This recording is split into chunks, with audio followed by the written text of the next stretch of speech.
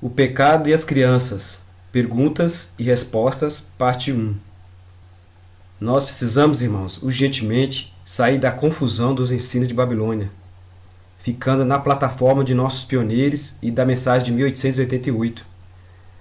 Nós precisamos ter uma compreensão correta do que constitui pecado, porque se não tivermos essa compreensão, irmãos, os nossos ensinos, as nossas ideias serão errôneas sobre as nossas crenças. E na sacudidura nós vamos ser jogados para fora. Nós estamos passando momentos críticos. Está havendo muitos ensinos errôneos. Então precisamos ter a compreensão correta do que constitui pecado. O Dr. Richard Taylor, no seu livro Uma Correta Concepção do Pecado, diz algo muito interessante. Ele diz: se nossa ideia de pecado é errônea, toda a nossa superestrutura de crenças será um erro construído sobre o outro, cada um mais absurdo do que o último. Se queremos terminar acertadamente, temos que começar corretamente. A maioria dos erros que se introduziram na teologia cristã podem ser definitivamente atribuídos a uma ideia errônea sobre o que é pecado. Raciocinar a partir de uma falsa premissa é iniciar uma interminável cadeia de falsas conclusões. Então, aqui ele disse muito bem, ele está falando aqui uma verdade absoluta. Se nós não tivermos uma compreensão correta sobre o que constitui pecado, toda a nossa superestrutura de crença será um erro construído um sobre o outro. É o que nós estamos vendo aí quando a igreja adotou essa compreensão errada sobre o que é pecado. Então, nós vamos ter sobre a humanidade de Cristo, sobre as crianças, sobre a mensagem de 1888, uma compreensão errada. E Deus não pode abençoar aqueles que têm uma compreensão errada. Então, Deus quer que o povo de Deus compreenda corretamente o que é pecado. E ele diz aqui que uma ideia errônea sobre o que é pecado constitui algo gravíssimo. E no final ele diz: raciocinar a partir de uma falsa premissa é iniciar uma interminável cadeia de falsas conclusões. Se a pessoa começa tendo a concepção errada, infelizmente as suas crenças, suas ideias de crença também serão erradas. Ellen White nos diz o seguinte em Testemunhos para a Igreja, volume 9, página 267. Os que têm permitido que lhes obscureça a mente em relação ao que constitui pecado são terrivelmente enganados, a menos que efetue mudança decisiva. Quando Deus pronunciar seus julgamentos sobre os filhos dos homens, serão achados em falta. Estão transgredindo a lei e quebrando a aliança eterna, e receberão de acordo com as suas obras. Então, quão perigoso é ter uma compreensão errada do que constitui pecado. Aqueles que ensinam que as crianças nascem pecadoras não têm um versículo bíblico para apoiar sua visão. Também é significativo notar que o termo nascidos pecadores nunca é encontrado nas Escrituras ou nos escritos inspirados de Ellen White. Vamos à primeira pergunta sobre pecado e as crianças. Um bebê precisa de redenção? Sim ou não? Sim. Mas redenção do quê? Do pecado ou dos efeitos do pecado? Um bebê recém-nascido não precisa de um salvador do pecado, pois ele não cometeu nenhum pecado ao nascer, nem herdou o pecado, mas sim suas consequências, ou seja, uma natureza pecaminosa. Ele precisa de um salvador dos efeitos do pecado. Aqueles que ensinam que um bebê que morre ao nascer precisa de um salvador do pecado, em vez de dos efeitos do pecado, estão ensinando a doutrina do pecado original. Na verdade, aqueles que ensinam que nascemos pecadores não apenas ensinam que uma criança é pecadora desde o nascimento, mas também que ela pecou em Adão há 6.000 anos atrás. Esse também é o ensino do pecado original. É o ensino do anticristo. Não é o ensino de Deus. Não é o ensino da palavra de Deus. O bebê precisa de um salvador? Sim, o bebê precisa de um salvador, mas não do pecado, porque ele não cometeu pecado nenhum. A Bíblia diz: porque não tendo eles ainda nascido, nem tendo feito bem ou mal. Quando a criança ainda não nasceu, ela não cometeu nem o bem nem o mal. Então ela não é pecadora por natureza. Um bebê está perdido pelo fato de ter nascido como ser humano? Uma outra pergunta interessante. Repetindo, um bebê está perdido pelo fato de ter nascido como ser humano? Os bebês não nascem perdidos. Nascemos em liberdade condicional, em provação. E é quando nossa provação termina que somos salvos ou perdidos, não no nascimento. Alguns ensinam que bebês nascem perdidos. Isso é uma negação do espírito de profecia da Bíblia, especialmente do versículo de Romanos 5, verso 18. Ellen White nos diz: os filhos devem ser ensinados que são apenas candidatos aqui e ser educados para se tornarem habitantes das mansões que Cristo está preparando para os que o amam e guardam os seus mandamentos. Este é o mais alto dever que os pais devem cumprir. Então, as crianças são apenas candidatos aqui. E elas não nascem pecadoras. Ellen White também diz: não percamos de vista o fato de que somos aprendizes aqui, em teste e julgamento, e que tudo está em jogo, a perder ou a ganhar. Individualmente, estamos decidindo diariamente nosso próprio destino, seja para a vida eterna ou a morte eterna. A Bíblia ensina que há somente 3 maneiras pelas quais uma pessoa está perdida e não é no nascimento. Observe. Primeiro, quando você morrer quebrando a lei. Então, quando uma pessoa morre quebrando a lei, ela está, segundo o que diz a palavra de Deus, perdida. Segundo ponto, no fim do tempo da graça, quando fechar a porta da graça, não tem mais chance e as pessoas estarão perdidas. Aqueles que não aceitaram a Cristo estão perdidos. E o terceiro ponto é quando nós cometemos o pecado imperdoável. Então, só existem essas 3 maneiras pelas quais uma pessoa está perdida.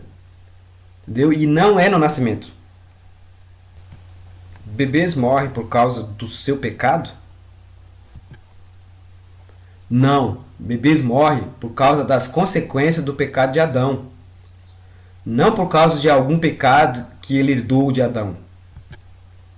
Eles não morrem por causa de algum pecado que eles cometeram, pois isso seria o pecado original. Eles morrem por causa das consequências do pecado de Adão, pois um bebê não nasce pecador, mas recebe as consequências do pecado de Adão. As consequências do pecado de Adão é uma natureza pecaminosa, mortal. Então, todos nós nascemos e vamos morrer a primeira morte, que é consequência do pecado de Adão, mas não por causa dos nossos pecados. A segunda morte só quando nós transgredimos a lei. Tudo neste mundo está sofrendo sob a maldição do pecado e precisa de um Salvador. É por isso que Cristo levou a coroa de espinhos. Ele carregou a maldição do mundo inteiro. Ele redimiu não só o homem, mas também a própria natureza. Se houvesse um recém-nascido que crescesse sem nunca pecar, ele não seria salvo através de tais boas obras? Ele precisa de um Salvador também? Não existe essa possibilidade, pois a Bíblia diz que todos pecaram e o salário do pecado é a morte. Todos nós precisamos de um Salvador. A pergunta deve ser: uma criança é considerada pecadora desde o nascimento ou quando transgride a lei? Essa é uma pergunta que deve ser feita. Se você responder um pecador desde o nascimento, você contradiz a Bíblia e o espírito de profecia. Além disso, você terá que mudar a natureza de Cristo e negar que ele realmente participou de nossa carne. Esse é o espírito do anticristo, a Bíblia diz. Nem você pode ter uma compreensão correta da justiça pela fé, porque você não tem um exemplo. Jesus disse: ao vencedor, dar-lhe-ei sentar comigo no meu trono, assim como também eu venci e me assentei com meu Pai no seu trono. Quando você tem a compreensão correta do que é pecado, você compreenderá que podemos vencer o pecado pelo poder de Cristo. Aqui Jesus é claro. Podemos vencer como ele venceu. Jesus precisava de um Salvador? Não. Por quê? Porque ele nunca pecou. Mas ele não participou de nossa natureza caída? Sim, participou. Mas participar de nossa natureza caída não é pecado. Você consegue ver a diferença entre a natureza e o pecado? Isso é um ponto importante que você precisa compreender. E quanto a Lúcifer no céu, como um anjo santo, ou Adão antes da queda? O que causou o pecado deles? Foi a sua natureza? Não. Eles tinham uma natureza santa. Foi a escolha que fizeram. Assim foi com Cristo e nossa natureza caída. Ele nunca exerceu seu livre-arbítrio contra a lei de seu pai. As crianças não são castigadas pela culpa dos pais. Aquele que pecar é que morrerá. O filho não levará a culpa do pai, nem o pai levará a culpa do filho. Esse verso é muito claro, irmãos, que a criança não pode herdar o pecado dos pais ou de Adão. Porque aqui é muito claro que o filho não levará a culpa do pai. Ellen White também nos diz: é inevitável que os filhos sofram as consequências das más ações dos pais, mas não são castigados pela culpa deles, a não ser que participe de seus pecados. Os filhos só são castigados quando eles participam dos mesmos pecados que os pais praticaram ou praticam. Mas eles não são castigados por causa do pecado que os pais estão cometendo ou cometeram. Então, Adão, nós não poderíamos ser castigados por causa do pecado de Adão. Então, irmãos, todos serão punidos por seus próprios pecados, não pelos pecados de seus antecessores. Assim, ninguém nasce um pecador. O único pecado em que as crianças participam seria o dessas ocasiões em que elas cruzam um dever conhecido, quando elas já têm um certo conhecimento. Pecado e a condenação vêm apenas quando o ato é feito com conhecimento da lei de Deus. Sua ira nunca será visitada sobre os pecados de ignorância. Então, as crianças, quando elas pecam ignorantemente, quando elas cedem às suas inclinações, pecam ignorantemente, esses pecados são expiados por Cristo. Então, elas não têm culpa. Mas elas já não nascem com pecados. Elas depois passam a praticar. Só que inconscientemente, por ignorância. Antes que a luz venha, não há pecado, pois não há luz para eles rejeitarem. Uma coisa muito clara e justa da parte de Deus. Ellen White também diz: não seremos considerados responsáveis pela luz que não atingiu nossa percepção, mas pela luz a que resistimos e que rejeitamos. Um homem não poderia compreender a verdade que nunca lhe foi apresentada, e não pode, portanto, ser condenado pela luz que nunca teve. Que maravilha, né? Que Deus justo, maravilhoso. Os bebês pecam por ignorância e não podem ser julgados por isso. Eles são ignorantes do certo e do errado. Uma vez que a ira de Deus nunca se manifestará sobre os pecados de ignorância, e que nós não devemos ser responsabilizados pela luz que não tem atingido a nossa percepção, os bebês não são condenados no nascimento. Eles nascem com tendências pecaminosas, inclinações, e vão manifestar os resultados dessas tendências. Mas eles não são considerados como culpados, devido à sua ignorância. A Bíblia e o Espírito de Profecia revelam que no céu haverá muitas crianças inocentes. A Bíblia diz em Deuteronômio 1,39: Vossos filhinhos, dos quais dissestes que seriam a presa do deserto, que hoje não conhece nem o bem nem o mal, eles ali entrarão. A eles darei a terra e a possuirão. Aqui é uma promessa que Deus está fazendo, que os filhos dos aqueles que obedeceram a Deus estariam no céu. Jeremias diz: Assim diz o Senhor, uma voz se ouviu em Ramá, lamentação, choro, amargo. Raquel chora seus filhos, não quer ser consolada quanto a seus filhos, porque já não existem. Assim diz o Senhor, reprime a tua voz de choro e as lágrimas dos teus olhos, porque há recompensa para o teu trabalho, diz o Senhor, pois eles voltarão da terra do inimigo. Olha que promessa, eles vão voltar da terra do inimigo, que é a sepultura. E há esperança quanto ao teu futuro, diz o Senhor, porque teus filhos voltarão para os seus termos. Essa é uma promessa de Deus. E Ellen White nos diz: Atravessamos os bosques, pois estávamos a caminho do Monte Sião. No trajeto, encontramos uma multidão que também contemplava as belezas do lugar.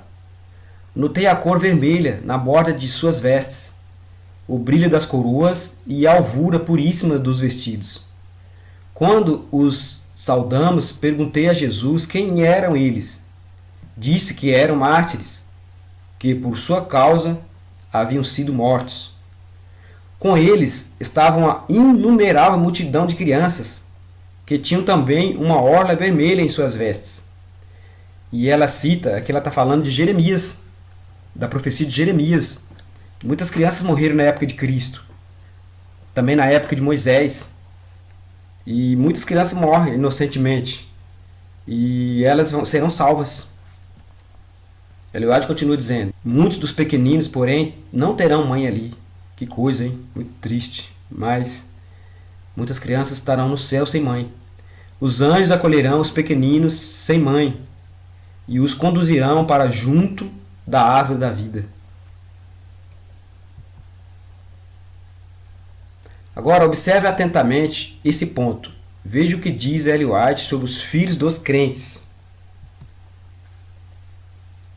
Alguns têm perguntado se os filhinhos, mesmo de pais que creem, hão de ser salvas, pois não tiveram nenhuma prova de caráter, e todos precisam ser provados, e seu caráter tem de ser determinado pela prova. É feita a pergunta: como podem as criancinhas ter este teste e prova?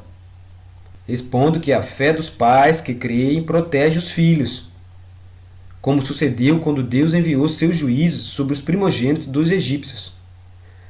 Os filhos dos pais que são crentes, que eles educaram no caminho de Deus, ou que eles morreram sem antes ter o conhecimento da verdade, antes dele ter o conhecimento da verdade, né, se eles morrerem até esse momento, eles serão salvos. Quando eles já passam a ter o conhecimento, aí eles já são responsáveis, mas antes é a fé dos pais que creem, protege os filhos. Aí ela conclui: não podemos dizer se todos os filhos de pais descrentes serão salvos, porque Deus não tornou conhecido o seu propósito a respeito desse assunto, e convém que o deixemos onde Deus o deixou, e que nos demoremos em assuntos elucidados em sua palavra. Então, Deus não revelou para nós se todas as crianças de todos os ímpios vão ser salvos. Mas aqui está deixando claro que quando Deus não revelou, não devemos demorar nesses assuntos que Deus não revelou. Nesse ponto aqui. Mas o importante é sabermos que as crianças não é pecadora por nascimento. Entendeu? É só quando elas nascem e é que elas começam a cede sem ignorantemente, esses pecados Jesus expia, mas até depois que elas passam também a ter o conhecimento, aí elas já passam a ser culpadas, né? Depois que elas passam a ter o conhecimento. Mas antes não. Outra revelação foi dada sobre as crianças imbecilizadas. Quanto ao caso de vós o encarais como é agora e deplorais sua simplicidade. Ele não tem consciência do pecado. A graça de Deus removerá toda essa imbecilidade hereditária e transmitida, e ele terá uma herança entre os santos na luz. A vós, o Senhor concedeu sanidade mental, pelo que diz respeito à faculdade do raciocínio. A é uma criança, mas possui também a submissão e a obediência de uma criança. A graça de Deus removerá toda essa imbecilidade, hereditária e transmitida. Outros ensinos errôneos sobre o pecado e as crianças, que estão sendo ensinados pela igreja, especialmente muitos líderes adventistas e também muitos leigos, infelizmente. No livro Nisto Cremos, por exemplo, na página 86, na nota 22, está ensinando que a Virgem Maria não recebeu uma natureza humana com tendências ao mal como nós a recebemos. Ou se a recebeu, não a transmitiu a Jesus. Eles dizem que no momento da concepção, o Espírito Santo isolou Jesus da lei da hereditariedade. Um absurdo. Agora medite só o que diz a Revista Adventista. Revista Adventista de abril de 2004, na página 12. Quem disse isso foi Derson da Silva Lopes Júnior. Olha só que absurdo que ele disse. Essa parte grifada. Em verdade, Cristo não era filho biológico de Maria, e por isso não herdou a natureza pecaminosa de sua mãe, como acontece com outros seres humanos. Que absurdo! Até onde se chega a fim de sustentar uma doutrina sem fundamento? Que coisa incrível! Ele diz que Jesus não era o filho biológico de Maria e que Jesus não herdou a natureza pecaminosa. Totalmente contrário ao que diz a Bíblia e o Espírito de Profecia. No livro Desejo das Nações, Ellen White diz que Jesus veio com essa hereditariedade, a hereditariedade de seus pais, porque só assim poderia compartilhar das nossas dores e tentações. Mas aqui ele está deixando claro, ensinando que Jesus não herdou a nossa natureza, não herdou a natureza dos seus antepassados, e que Jesus não era filho biológico de Maria. Um absurdo que ele não herdou nada de Maria. Impressionante. Agora atenção para essa pergunta. É possível guardar todos os 10 mandamentos perfeitamente e ainda estar cometendo pecado? Não, porque a única definição de pecado é a transgressão da lei. Se alguém não está transgredindo a lei, então eles não estão pecando. O justo obedece fielmente os meus mandamentos, diz a Bíblia. Então, o justo obedece. Por maior que seja a pressão exercida sobre a mente, a transgressão é nosso próprio ato. A vontade tem de consentir, o coração tem de ceder. Do contrário, a paixão não poderá dominar a razão, nem a iniquidade triunfar sobre a justiça. Então, o pecado não é a minha natureza. O pecado é transgressão da lei, é ato. Eu decido. Aí eu quebro a lei. Isso é que constitui pecado. É escolha. Na segunda parte desse tema, nós vamos falar o seguinte.